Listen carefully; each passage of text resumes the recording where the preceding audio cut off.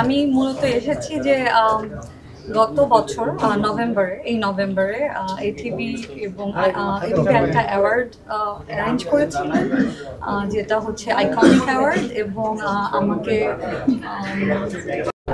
সেরা অভিনেত্রী হিসেবে আমি একটা অ্যাওয়ার্ড পেয়েছিলাম ওনাদের কাছে। সো সেটা কি বলে, এই টিভির যাত্রার শুরু যেভাবে আর কি অফিসিয়ালি আমার যতটুকু ধারণা, যে ওখান থেকে আমি জানতে পেরেছি যে এরকম একটা ইনিশিয়েটিভ নিতে যাচ্ছিলেন।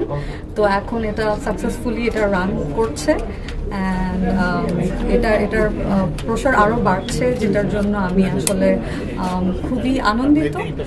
কারণ হচ্ছে বাংলাদেশ এবং দেশের বাইরে ইউএসএতে বাংলা সংস্কৃতিকে রিপ্রেজেন্ট করা, এটা খুবই সুন্দর একটা উদ্যোগ।